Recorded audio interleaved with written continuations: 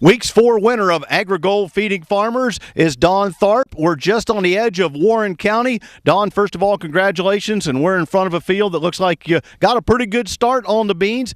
How would you say spring went for you here on the Black Walnut Farms? Well, we sort of had a false start. We got going, and then the weather turned bad on us, and we had to hold off. So I'd say on the average, we're probably about a month behind what we would consider a normal year in this area. Once you got started, how'd the crop go in, though? Went in fairly well. We had a lot of wet spots you had to go around, some farms you had to wait on for quite a while. Seems like every time you just got about ready, you'd get a little bit more rain. And we had rented some new ground that was considerably wet, and we had to work on it a lot. But overall, it went in, like I said, we're about a month behind. So the soil's wet. We'll see what happens. Now, the field right behind us got pretty good black ground in it, about as good as it gets for this area, but that's not all the way it is. You've got to farm them each differently. Tell us about that. Yes, we farm ground from here clear to Wilmington, down through Blanchester to Morrow. So we have a complete variety of soils.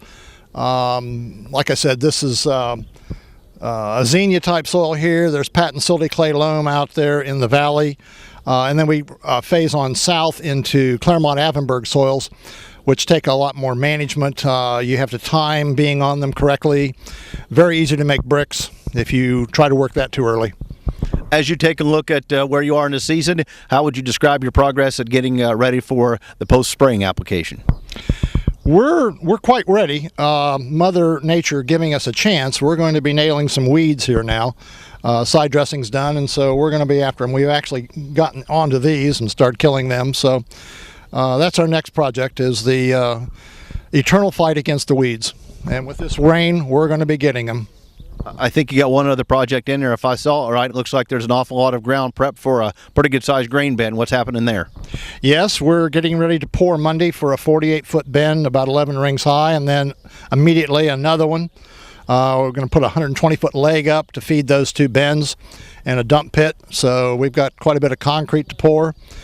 And that's always a joy, especially when it gets about 90 and it sets up coming out of the truck.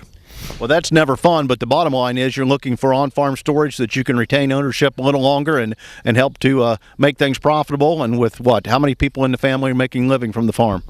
There are 3 families making a living here, and a lot of our grain goes to the river. Some of it goes to Dayton Cargill, but most of it goes down to the river, and they've been telling us for years that we would be wise to build more grain storage. We have a lot of trucks in the fall on the road, and it's nice to be able to hold it. So we finally went ahead with that project.